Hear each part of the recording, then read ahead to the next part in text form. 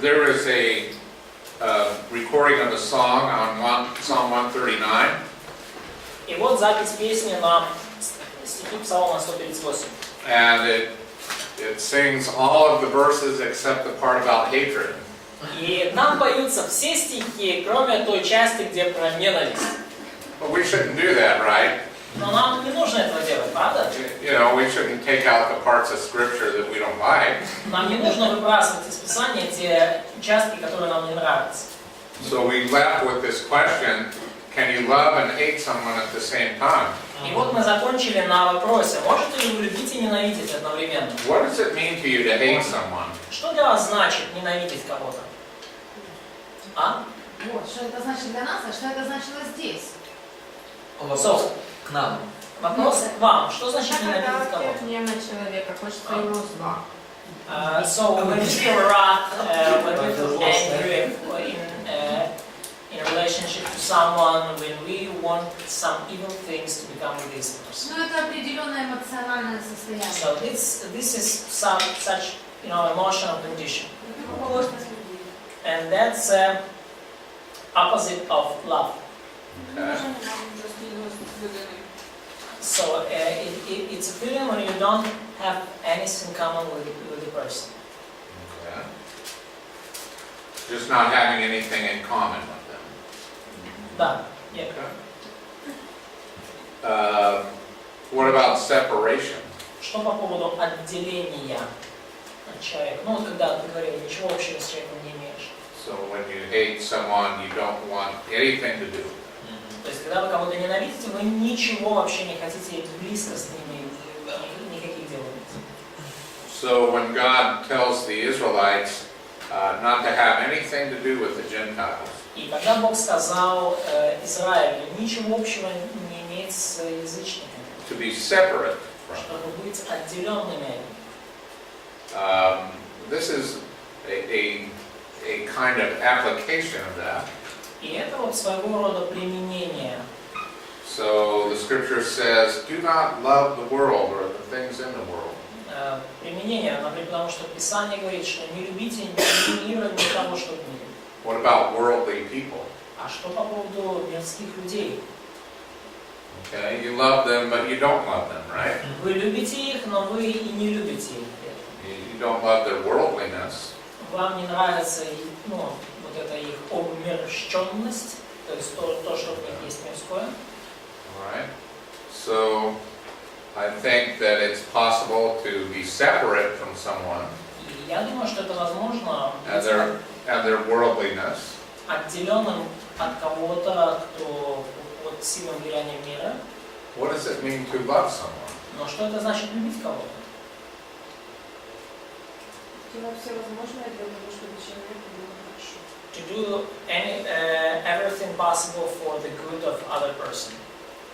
Okay, so you want the very highest and best for that То person. есть вы хотите наилучшего и наивысшего для этого человека, да? God's highest and best. Ну, наилучшего и наивысшего, что может предложить для них Бог. Okay. This is agape. It's a God. Agape. Да, это любовь агапа. Okay. So can you love someone like that Можете ли вы любить кого-то подобным образом and want to be separate from them at the same time? и стараться держаться от них подальше, быть отделенными в одно и то же время? At least the worldliness that's in them. Ну или, по крайней мере, если не от них самих, то от того мирского, что у них есть. Aren't we commanded to be separated from those who are flagrantly disobeying God's law?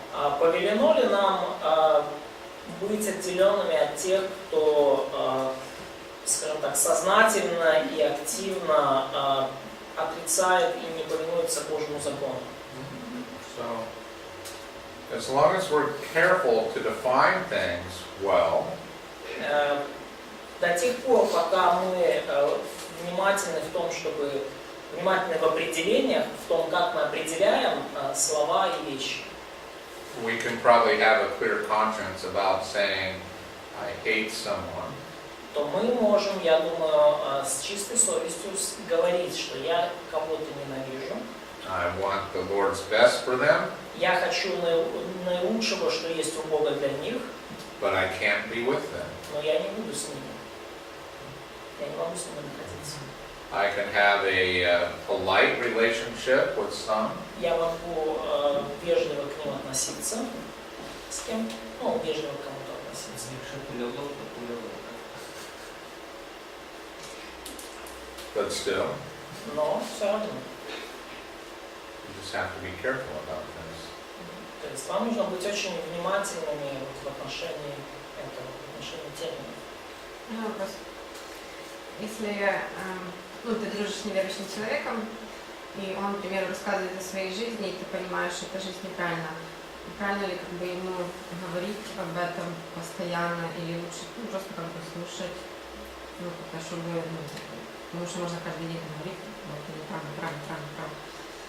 So if you have friendship with non-Christian person and he or she shares his life experience, his or her, and he shares things in his life which are clearly ungodly, and should we as Christians kind of point it out and to talk about this, or just better kind of to listen and because it's going to be hard to convict person every time we talk. If he or she just every time we meet just share some ungodly things. Well, you can never be friends with them in those things. Но на самом деле вы никогда не сможете по-настоящему быть с ними друзьями. As though you approve of them. Но в том отношении, что вы in the sense that you approve them. Right. В том смысле, что вы будете, скажем так, поддерживать их образ жизни. But to share things in common with someone so as to form a bridge to talking about the gospel, okay. Но если вы с кем-то просто общаетесь, разговариваете, в качестве, чтобы создать мост, чтобы рассказать человеку Евангелие, почему бы и нет. Okay, what's the number one way that a person believes? Какой самый основной способ, каким люди приходят к вере в Христа? It's through a relationship. Через взаимоотношения с другими людьми. So we should do that Поэтому нам нужно это делать. without being involved with their worldliness. Но при этом не, скажем, не участвовать в их безбожном, аморальном, мирском образе жизни. Ответила? Может быть, где-то так. Getting there. Okay, I know. Denial. As far as separation, we have to be very careful. If someone's flagrantly immoral, И когда речь идет о отделении, нам нужно быть здесь очень внимательными. То есть является ли какой-то человек откровенно, ярко, совершенно очевидно аморальным. И он или его образ жизни. be very careful То есть вам нужно быть действительно очень that you do not get caught up in their way of life. И вам нужно также быть внимательным в том, чтобы не попасть под влияние такого человека и не пойти ее путями. When we form emotional connection with people, Когда мы формируем такие эмоциональные связи с людьми, we tend to make more excuses for their bad behavior. то мы типично, мы больше, скажем так, более извинительно относимся к их дурному поведению, мы чаще оправдываем их, мы склонны оправдывать их.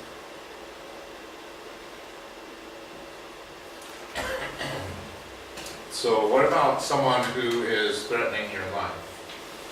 Но что по поводу того, кто угрожает вашей жизни?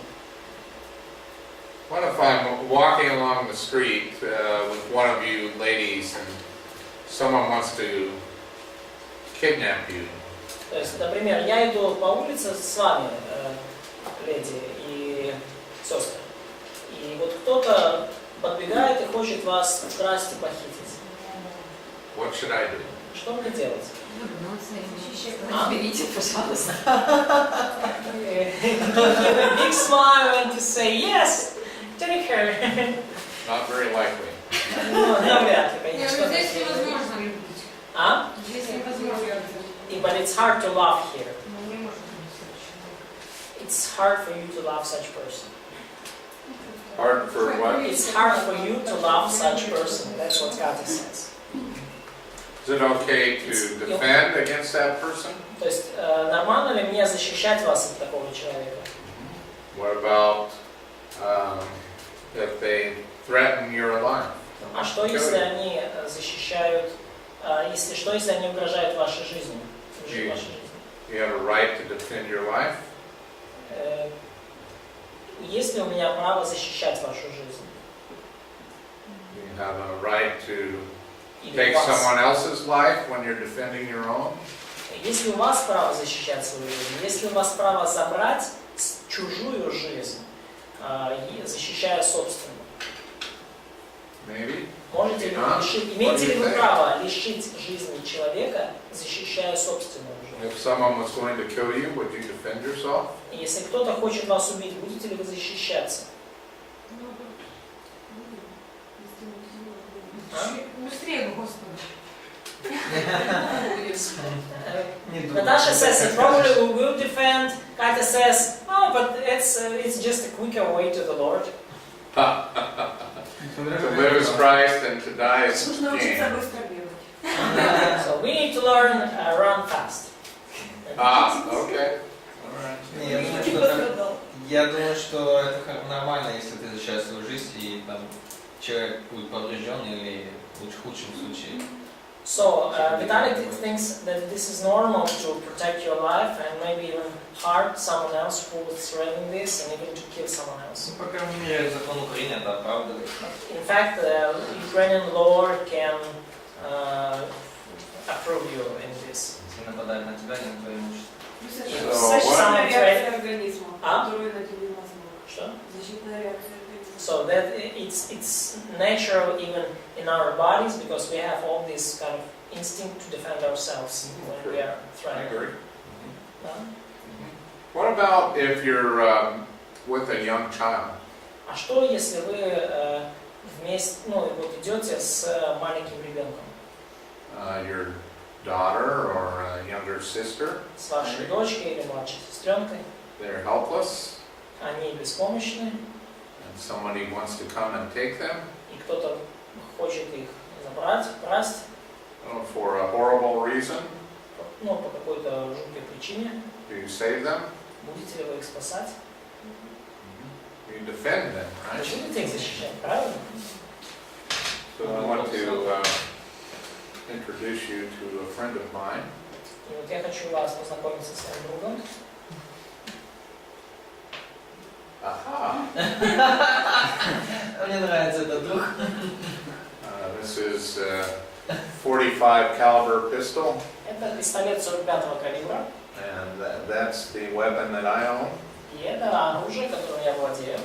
I had a permit to carry this weapon И у меня есть разрешение на ношение этого оружия. and defend myself and other innocent victims of crime. И я имею разрешение с помощью такого оружия защищать себя и других невинных жертв преступлений. So sure, I would defend someone. Поэтому, конечно же, я буду защищать Good conscience. с чистой совестью. В колледже у нас So, do you have it with you in college also? Right now? No. Ну, его, чтобы провести через границу, то что? But I have a right to carry this wherever I want, you know, when I'm back home. Но я у себя дома в Штатах могу носить его где только захочу. В Украине безопасно. So, it's a safe place here in Ukraine. Oh, is it? Да? Well, I just thought I would bring this up, and you know, you have to abide by the laws of your country. Ну, я это просто, скажем так, поднял этот вопрос, потому что вам нужно подчиняться законам вашей страны. But yeah, we have a right to defend ourselves. Но, конечно же, мы имеем право защищать себя. Yeah, that's biblical. Это библейский правда. Вы часто попадаете в такие ситуации, чтобы вам друг помогал? У вас он часто такое в Колорадо? Are you oftentimes in situations when you have to use such, if you need to ask your friends to help you? Well, it's rare. Это очень редко случается. It doesn't mean you shouldn't be ready. You should be ready. Это не значит, что вам нельзя, вы не можете быть готовым. Вы должны быть готовым к таким ситуациям. And where I live, just 2 miles away, 3 kilometers, И там, где я живу, в 3 километрах от меня, there is wilderness. там пустыня, там, пустынная лес. And in that wilderness, there are lions. И в этой пустыне живут львы. And so, Real lions? yeah, mountain lions. Да, горные львы, настоящие горные львы. Yeah, right there. I've been around them. И я даже находился как-то, они были вокруг меня. So I can't outrun mountain lions. И вы знаете, я не могу убежать от горного, нужно быстрее. Yeah, that's why I take my friend with me. Вот почему я к ним хожу со своим другом. Давида тоже люблю. А, камни? А, со слепов.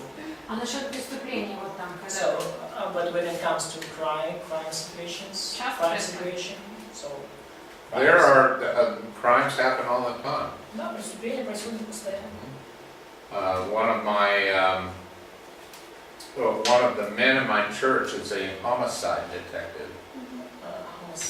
Homicide investigates murders. Да, то есть один из членов моей церкви, он следователь по расследованию убийств. So like the CSI TV shows. Ну вот как вот вы знаете, может у нас здесь тоже есть вот эти телешоу, по как спецслужбы расследуют, ФБР расследуют преступления, там у них, ну у нас, не знаю, там есть ли такое. So perhaps you heard of a very famous crime that happened in Colorado. Ну, я думаю, многие из вас слышали о очень известном преступлении, которое случилось в штате Колорадо 3 years ago. 3 года назад. A man walked into a movie theater И человек зашел в кинотеатр and killed a dozen people, и убил там дюжину людей, a pregnant woman, и в том числе беременную женщину, children. детей. Is it right to stop that? Ну и является ли верным и правильным остановить такого человека? Well, this man from my church investigated that crime. И вот член моей церкви, вот этот детектив, он расследовал это убийство. He saw the crime scene with all the dead bodies, И он видел сцену места преступления со всеми этими мертвыми телами. so he understands evil very well. И он понимает очень хорошо, что такое зло. So yeah, I would have no problem stopping someone from doing that before they killed one person. И потому у меня нет совершенно никаких проблем с тем, чтобы остановить такого человека, который делает такое зло, до того, как он убил хотя бы одного кого-то. So I think it's right to defend yourself and other innocent people. Поэтому я считаю, что это правильно защищать себя и других невинных людей. It's a very difficult situation, but my conscience is clear about that. Конечно, эта ситуация сложная сама по себе, но моя совесть в этом отношении чиста. So weren't we going to talk about Psalm 139? Так, итак, когда же мы все-таки доберемся до Псалма 138? Можно еще? One more question on that. Просто у меня был там спор, и вот меня говорили, что брали этот стих, если подставь там дальний влево и подставь право. Как он относится к этому? So I had an argument with a person who just quoted the Matthew 38 about the turning other cheek. So how do you interpret this verse? So is it, то есть как это подставь другую щеку как ответ на насилие, да? Ну да. So can we use this verse to, in situations of physical violence?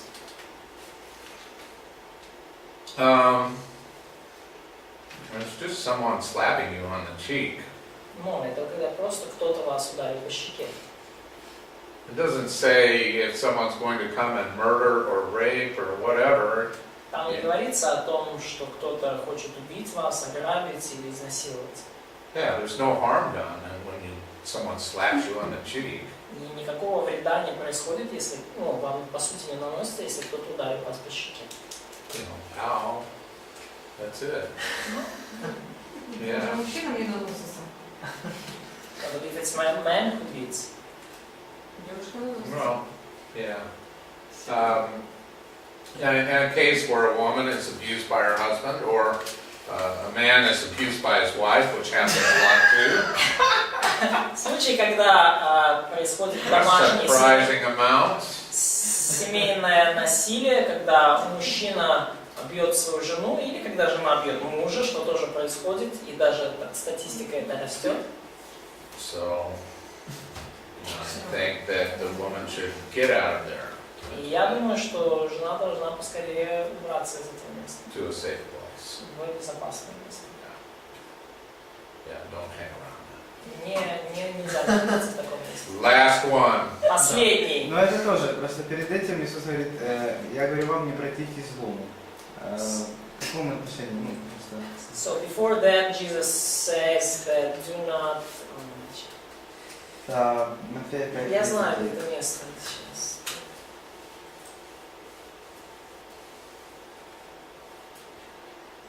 Do not resist evil. So before this saying about cheek, the Jesus.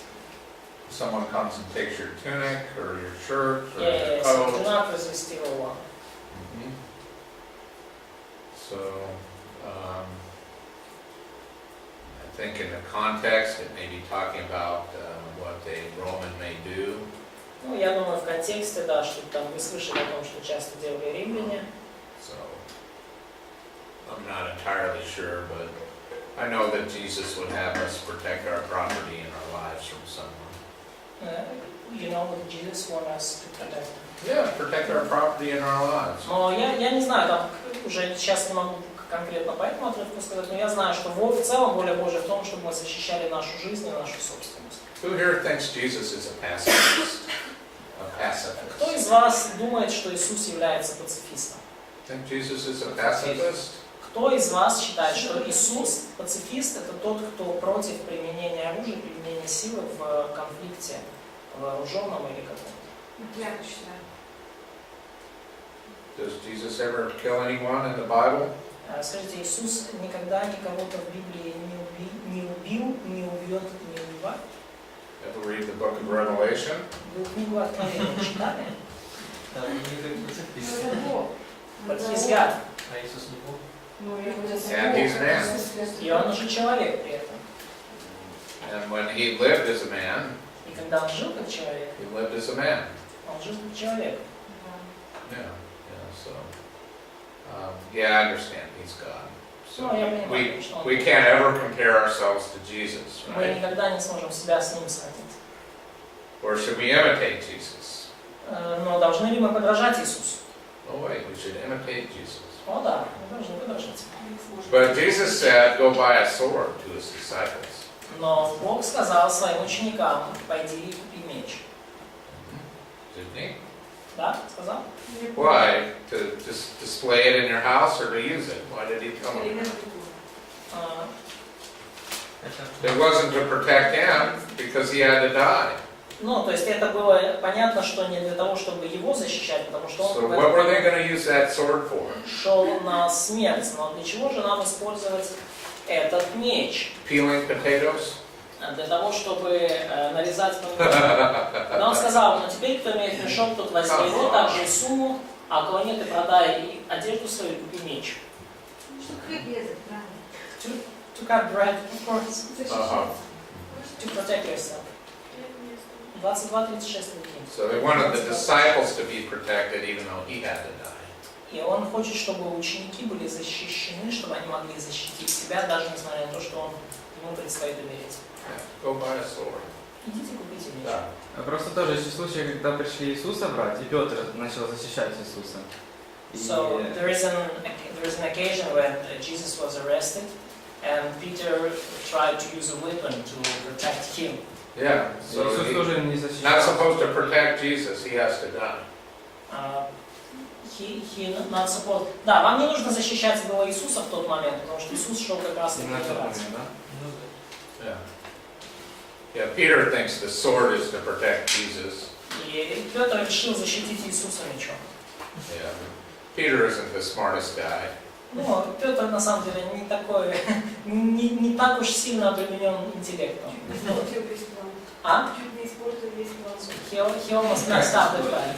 Yeah, I mean, you know, he almost ruined salvation for all of us. Он чуть не испортил план по спасению каждого из нас. Yeah, didn't want that to happen. И вы бы не хотели, чтобы это случилось. Want to talk about Psalm 139 yet? Да. Так, и что, поговорим насчет Псалма 138? Ну, давайте. Сейчас туда опять руку раз. Я не поняла, тоже. So, David starts out with, you have searched me and known me. Давид начинает с того, что Господи, Ты испытал меня и знаешь. He is addressing God directly, И он обращается к Богу напрямую. and he acknowledges that God searches the hearts of men. И он признает, что Бог испытывает сердце человека. And he asks God to do this.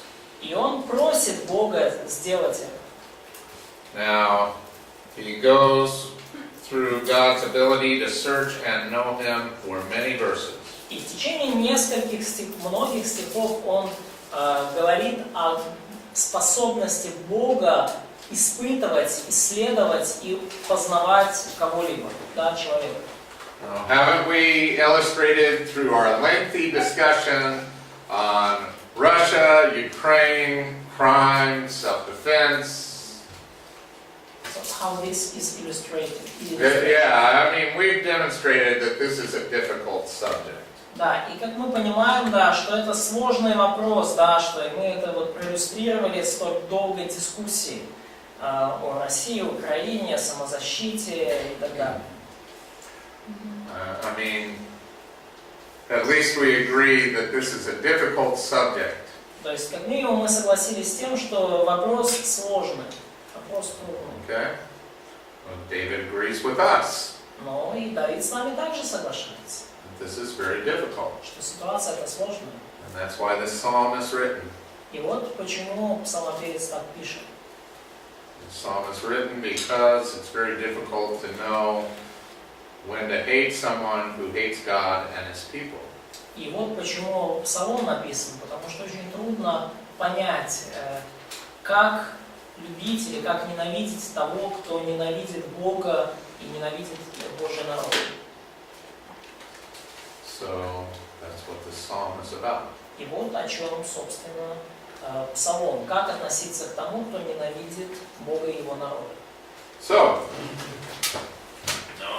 standing, И вот я стою. am I sitting?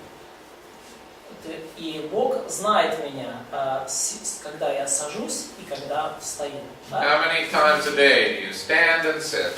Сколько раз в день вы встаете и садитесь? It's like saying He knows every minute and every movement of your day. И по сути он этим говорит, что Бог знает вас каждую минуту вашей жизни. He also knows with perfect knowledge И также он знает совершенным образом our longings from afar. наши помышления. And this Hebrew word indicates what we want from our value system. И вот это еврейское слово, оно подчеркивает наше помышление в плане наши намерения, наши намерения, исходящие и желания, исходящие из наших ценностей. What you value most, you think about the most. Что вы больше всего цените, о том вы больше всего и думаете. What you value most, you long for. И то, что вы больше всего цените, к тому вы больше всего и тянетесь, стремитесь, того вы больше всего желаете. And what you think about and long for determines the outcome of your lives. И то, о чем вы думаете, и то, к чему вы тянетесь и стремитесь, все это определяет, скажем так, во что ваша жизнь превратится на выход. Romans 8, 5, and 6 teaches this. Римлянам 8, 5, 6. Римлянам 8 глава, Romans chapter 8, verse 5-6. Римлянам 8 глава, 5-6 стих этому учат. Ибо живущие по плоти о плотском помышляют, живущие по духу о духовном. Помышление плотское суть смерть, помышление духовное жизнь и мир. Okay. God knows all that. Бог знает это все. He knows what we do outwardly. И Бог знает, что мы делаем, ну, как мы поступаем, скажем так, то, что видно извне. And what we think about inwardly. Но также Он знает, о чем мы помышляем внутри нас. So get over it. God knows everything about you. То есть, поэтому просто вот примите это, потому что Бог знает, что Бог знает о вас все. He knows your innermost thoughts. Он знает ваши самые глубокие потаенные мысли. Even the bad ones. И даже худшие из них. He knows them before you think them. И Он знает о них еще до того, как вы о них подумали. In verse 3, И в стихе 3 God gives guidance and care in David's travels. Бог направляет Давида и заботится о нем, ну, в его путях, в его каждодневной жизни. He talks about how he sends him here and there. И Давид говорит, что Бог видит его и там, и здесь. Okay, do you want to know where I've been in the last year? Хотите ли вы знать, где я был в прошлом году? A lot of places. Во многих местах. So, where am I right now? И где я сейчас? Ukraine. В Украине. Okay. I'm really glad I'm here. Но я рад, что я здесь. But God guides us Но Бог направляет нас. and brings care to all of our paths. И Он заботится о всех наших путях. Since he brings care to our paths. И поскольку Он заботится о наших путях, So no matter where you go, God's with you. то неважно, куда вы идете, Бог с вами. And he cares for you. И Он о вас будет вечно заботиться. It's kind of nice to think about. И здорово об этом думать, правда?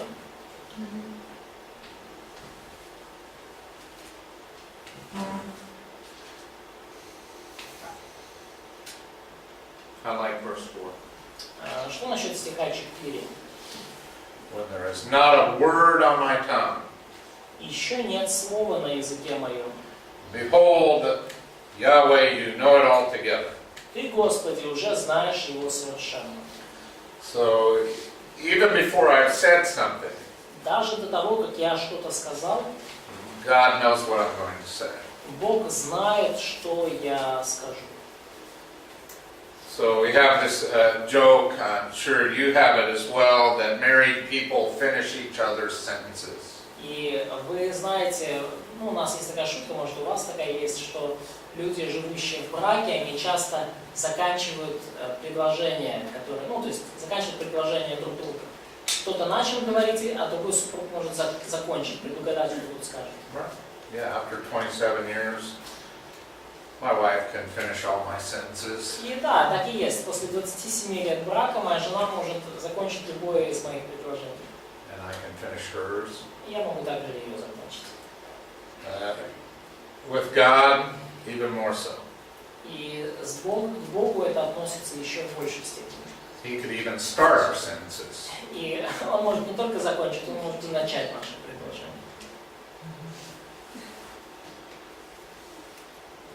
God knows us so well И that He Бог knows знает us.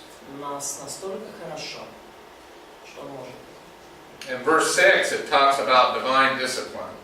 И в стихе verse 6 or 5, Oh, 5. в стихе 5 он говорит о божественной дисциплине. Божественном дисциплинировании. So he uses this Hebrew word which means to confine, to lay siege to a city, to treat someone as an enemy. То есть, да, он использует вот это слово, да, объемлешь, to enclose, yeah? So the word to siege the city, yes? То есть буквально это слово объемлешь означает военный термин, когда осаждают город. То есть город в осаде, да, вот он объемлется врагами. Мне кажется, как будто обнимет, типа, So, положит. it's just, we read this like, you know, you hug me. Я You это just- так воспринимала, что обнимет, положит руку. и скажет, So we're kind of, we are in his arms, he just, Well, this word means to confine or to treat an enemy. It's this word right here. да, ну вот This это, is sur. вот это слово прямо здесь, оно означает, ну, как заключить заключить в плен и обращаться как с врагом.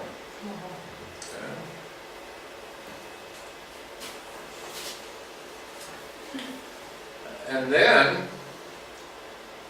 he doesn't say hand, he says the palm of your hand. Or the palm of his hand, so the palm. И он, да, то есть, когда вот говорится, что полагаешь на мне руку твою, тут буквально говорится не о руке, а о ладони руки. So when we're going the wrong way, И если мы идем не теми путями, если мы идем дурными путями, God surrounds us, Бог нас окружает, and then he lays his palm on our shoulder to get our attention. в осаду и, так сказать, кладет ладошку нам на плечо, чтобы привлечь наше внимание. And it's a very gentle image. И эта картина такая очень, скажем так, мягкая, очень вежливая. You know when I'm going the wrong way, Lord, and you know how to get my attention. Ты знаешь, то есть иными словами говорит, ты знаешь, Господь, когда я иду дурными путями, ты знаешь, как в этом привлечь мое внимание. And so I can't go forward, I can't go backward, И потому я могу пойти вперед, я могу пойти назад, I can't go left, I can't go right. пойти влево, пойти вправо. And then he lays his palm upon me. Но Он положит на меня свою ладонь, So that I look to him. чтобы я обратился к Нему. And this is God's way with us. И вот это вот путь, которым Бог с нами имеет дело.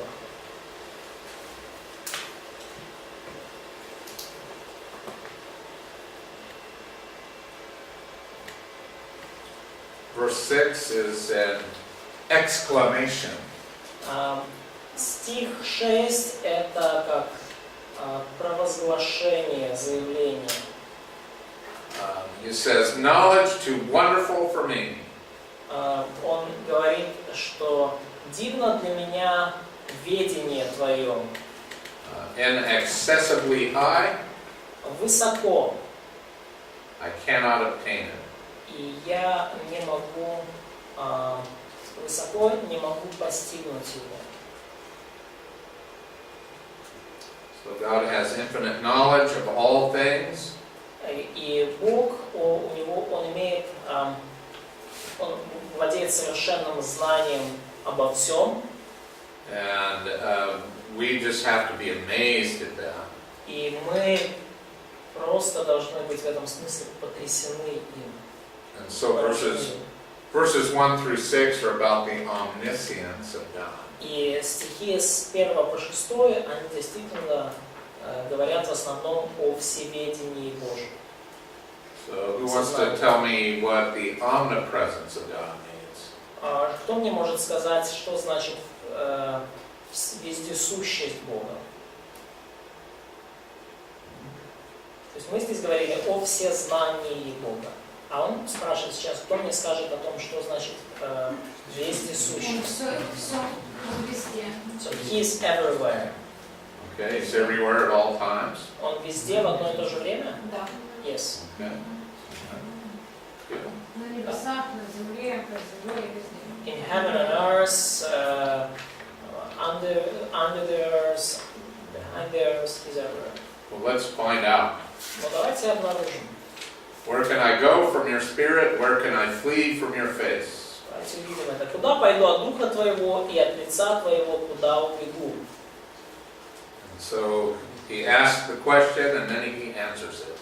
Он задает вопрос, и потом он уже сам на него отвечает. So,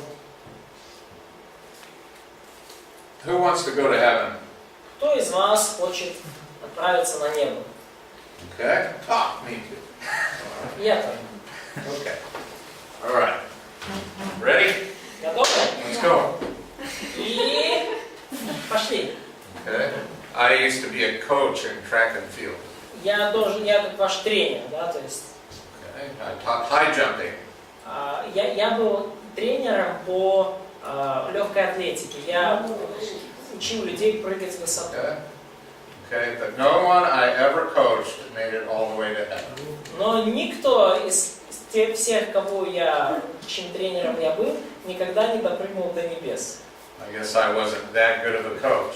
Может быть, я не такой уж хороший тренер был. So, if I ascend into heaven, И если я взойду на небо, well, we got up there. If we could jump that high, and we got up there, но если мы очень высоко подпрыгнем, мы туда таки доберемся. who would be there? Кто там будет? Кого мы увидим? God. Okay. Я. If I lie down in Sheol, Но если я сойду в преисподнюю, if I could start digging, если я возьму лопату и начну копать, and dig a hole deeper and deeper and deeper and deeper and deeper, и буду закапываться все глубже, and finally get to Sheol, и докопаюсь до преисподней. It says, "Look, you." И я так, опа, ты! He's surprised, right? I got down to Sheol, and there he is. Но я так удивлен, да? Я докопался до преисподней, и он там тоже. Okay, but it's impossible for me to go to heaven or Sheol.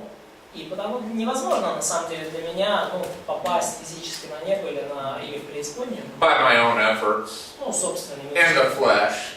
в плоти. Yeah, I can't do that. Я, конечно же, не могу этого сделать. Yeah. So, but if I could, Но если бы я мог, who would I see? God. I would be in the presence of God. кого бы я там увидел? Конечно же, я там увидел Бога и был бы в Его присутствии. Let's talk about verses 9 and 10. Поговорим о стихах 9 и 10. I like this because it's about science. Поговорим, мне нравится о них говорить, потому что они о науке. It's about science and poetry. Они связывают науку и поэзию. Look, here's the earth. Вот здесь это планета Земля. And we have light and dark. И у нас есть светлая сторона Земли и темная сторона. What do you call this line between light and darkness? Как вы называете вот эту линию между светом и тьмой? When you look from outer space. Если вы смотрите из окружающего космоса. Or when you look at the moon at night and it's just a half moon, and there's a dark side and a light side. И когда вы смотрите например, на Луну, и вы видите там только, скажем так, половина Луны, на самом деле, потому что там у нее есть еще темная сторона. Do you have a special scientific name for that? Есть ли у вас какой-то особый научный термин для этого, чтобы обозначить ту часть Земли, которая находится в данный момент под светом Солнца? Или линию, которая отделяет? Maybe? No? Не помним. Or maybe you don't know. Можно? And in English it's called the terminator line. Terminator, yeah? Терминатор? Terminator line. Ну вот сейчас у нас нет слова такого, поэтому... Ну, ограничительная линия. Ладно, все, ограничительная линия. Просто. Okay. Буквально мы в Штатах так называем эту линию ограничения. So the Earth is rotating on its axis, right? И Земля же крутится еще вокруг своей оси, правильно? So how fast does this line seem to move across the face of the Earth? И как быстро эта линия передвигается по Земле? I mean, you know, the Earth's rotating. You know how fast the Earth rotates? Земля вертится вокруг своей оси. Вы знаете, как часто она вертится? So 24 hours. 24 hours. Да, 24 часа полный оборот.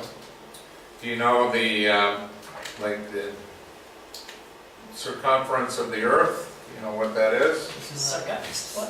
Circumference, like how far it is all the way around. It's about, Да, вы знаете ли вы, какая окружность Земли, то есть какой путь вот эта линия проделывает? so I know it in miles. It's about 25,000 miles at the Да, значит, equator. линия экватора, да, то есть окружность Земли, если бы, ну, как взяли сантиметры и померили, да, была бы 25 тысяч миль или 40 тысяч километров. So divide by 24 hours. И разделите на 24 часа, 40 тысяч километров. So it's maybe moving at 1,500 kilometers an hour. То есть где-то она передвигается со скоростью 1500 километров в час. If you don't mind my rounding off a little bit. Ну, может быть, мои, как бы, скажем так, отсчеты несколько округлили. Ну, 1500 километров в час двигается эта линия. So this expression, the wings of the dawn, И вот это вот выражение «крылья зари», is a poetic expression. where? Poetic. Это выражение образное, поэтическое. That is talking about this line between light and darkness. И говорит оно буквально как раз вот об этой ограничительной линии между светом и тьмой. And it's moving at this speed. А эта линия двигается вот с этой скоростью 1500 километров в час. So if I take the wings of the morning and dwell in the furthermost parts of the sea, И если я возьму вот эти крылья зари и переселюсь на край моря, okay, so David could ride, if David could ride that line west from Jerusalem to Spain. если бы to drive that line, so to sit Right, yeah, to Yeah. like ride it like a chariot. Yeah, то есть если бы Давид мог вот на этой линии, да, как на колеснице, проехать от Иерусалима к Испании, например. Okay, if he could do that, Если бы он мог это сделать, he would be to Spain in no time at all. то он бы до Испании добрался буквально за там, щелчок пальцев, очень быстро. Okay. So from the Israel to the furthermost part of the sea, То есть от Израиля до самого края моря is really not all that far if you're on a straight line.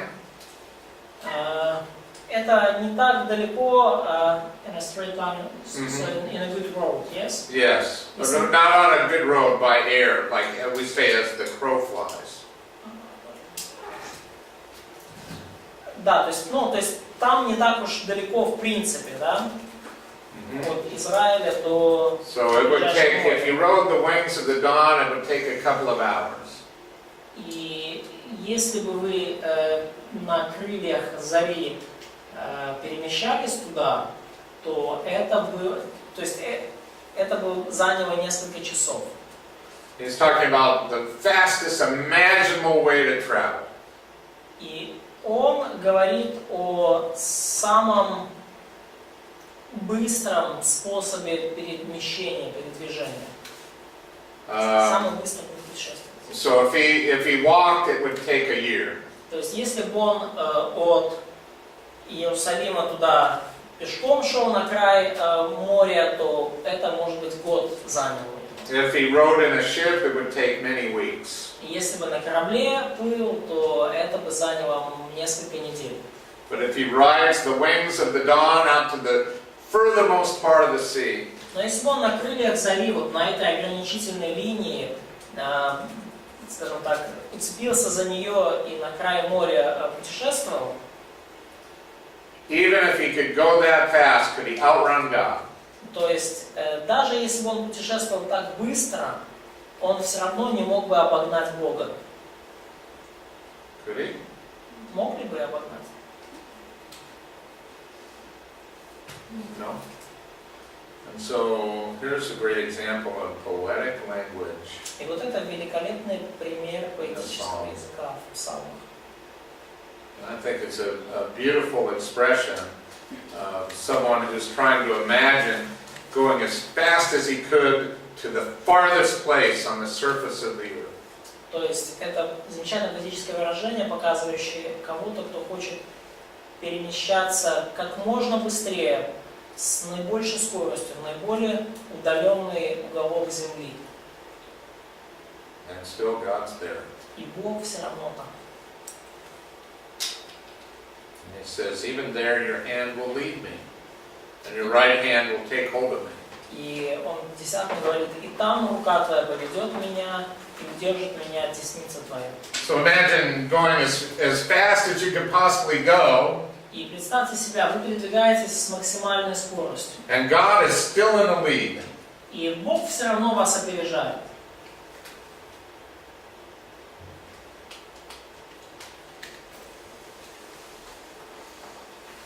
How would you say it with our modern understanding? Как бы вы сказали это вот, с нашим нынешним современным пониманием? Well, how would you put this figuratively? Как бы вы это сказали современным языком? Even if I will sit in the jet air, on the Concorde, which is the fastest one. Concorde is fast. Да. И даже если я полечу на самолете Concorde, самый быстрый. How about even if I rode in a rocket Или даже если я полечу на ракете, and went to the moon and back? я отправлюсь на Луну и назад. There would be God waiting for you. И там тоже Бог скажет: привет, я здесь. Буду ждать. Welcome to the moon. Добро пожаловать на Луну. God is everywhere at all times. Бог везде, и во всякое время Бог находится в каждом месте. So, is God there in the darkness? Let's get there. Is God there when it's dark? И находится ли Бог здесь, когда темно? And this is verses 11 and 12. Стих 11 и 12 об этом говорят. Surely the darkness shall fall on me, even the night shall be light about me. Скажу ли, может быть, тьма скроет меня, и свет вокруг меня сделается ночью. So, have you been in a very dark place? Были ли вы в очень темных, затемненных местах? When there is no light anywhere? Где нигде нет ни света, ни электричества. It's hard to find these places in a city, you В know. городах такие места трудно найти, да? In the United States, we have a place called Carlsbad Caverns. И в Соединенных Штатах у нас есть место, мы называем их пещеры Карлсбад. A very famous cave. Очень знаменитая пещера. So you can walk on a trail all the way down into this cave. И вы можете по ступенечке, по лесенке спуститься на самый низ вот этой, по тропинке спуститься на самый низ пещеры. Пещера, углубленная в землю. 500 feet down, down, down. 500 футов, это где-то 150 метров. 150 meters, yes? Да, close. Где-то около 200 метров. But on the trail is a mile long. Но сама тропинка, которая туда вниз ведет, она длиной где-то в милю, это почти 2 километра. To get there. То есть столько надо яйца, чтобы туда попасть. And as a part of the tour, they turn off all the lights. И это часть, скажем так, экскурсии, часть вот этого, скажем так, путешествия туда, они выключили там полностью весь свет. And you know how God made our eyes, right? He made our eyes to adjust to darkness. Да, и вы знаете, как наши глаза, они переключаются в режим темноты и, скажем так, начинают немножко по-другому видеть в темноте, да? То есть, It takes maybe 20 minutes to make that adjustment totally. может быть, нашим глазам нужно обычно минут 20, да, чтобы, скажем так, привыкнуть к темноте. So we sat down there for a good long while, and then we still couldn't see anything. И вы знаете, вот мы там, в этой пещере, там нету света, и мы идем там уже минут 20, и все равно ничего не можем увидеть. And we found out something amazing. И мы обнаруживаем нечто совершенно потрясающее. We could just turn the light on our watch, that little tiny light that when you illuminate your watch. И мы можем буквально там включить свет в часах, то есть малюсенькая лампочка, которая подсвечивает часы. It was before cell phones. Это было еще, я там был еще до того, как сотовые телефоны появились. And so it was dark. That's dark. И вот, You can see everything by your little watch light. и настолько там было темно, что вы все вокруг могли видеть лишь от света из ваших наручных часов. So a darkness so dark that night seems light. И потому, когда тьма настолько темна, что даже свет делается ночью вокруг. But even that dark is just like day to God. Но для Бога даже такая темнота, это все равно, это как свет, как день. И даже такая тьма для Бога как день. А как это называется? Прием поэтический. Тот, который в этих стихах будет использовать. So, what is the poetic instrument, which is a poetic Illustration or is it a comparison or metaphor or poetic tool? okay. This is a metaphor. Это метафора. When the darkness is light. So a metaphor. This is okay. Simile, like. Да, вот свет, и свет вокруг меня сделается ночью, да? То есть это метафора. То есть метафора говорит, вот оно, вот такое, вот это есть. А сравнение это когда ты говоришь, вот это как если бы... А как называется, когда он говорит, даже если, то есть то, что невозможно, даже если я это сделаю? So what's the name of this way of... so what's the name of this tool when the poet said that even if I will go, even if I will, so he tried to imagine some situation. So is it the similarity or metaphor? No, there's another technical word for that. Есть другое слово техническое, описывающее этот прием. I'm not remembering it right now. Ну, я его сейчас уже не помню. But it's like it's like no matter how dark it is, even if it gets as dark as possible, God's still there. Но идея в том, что неважно как темно, то есть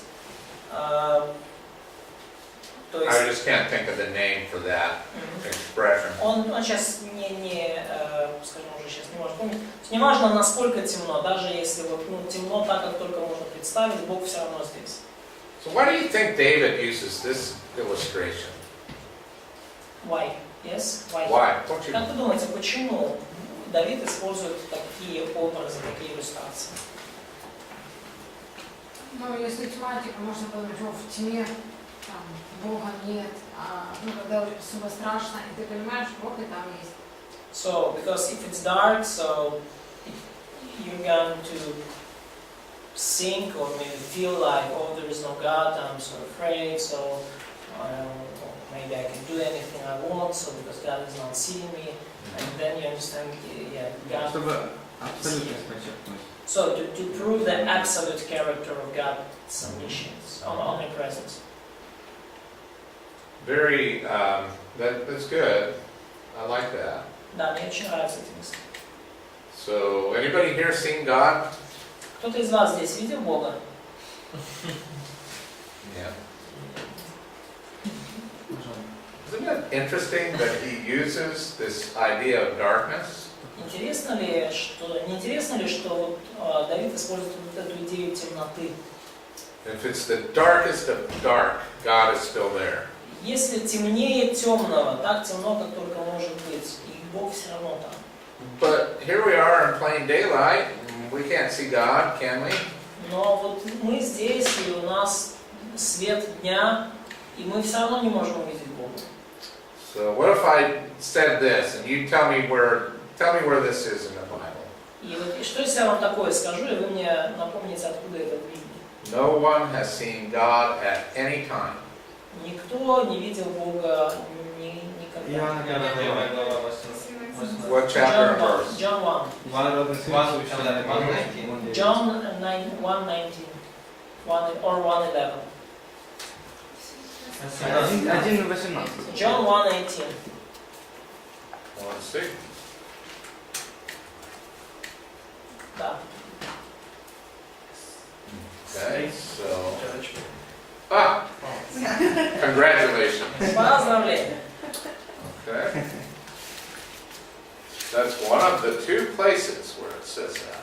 Это What's the other one? одно из двух мест, где об этом говорится. А какое второе? А второе, сейчас. Короче, Where's the other place? Тимофея вроде бы. 6:16. может быть, даже Коринфянам. 1 John 4:12. 1 Иоанна 4:12. Let's read that one. Давайте его прочитаем. 1 Иоанна 4:12. Бога никто никогда не видел. Если мы любим друг друга, то Бог в нас пребывает, и любовь Его совершена в нас. Now let's read John 1:18. Теперь прочитайте, пожалуйста, и назад Иоанна 1:18.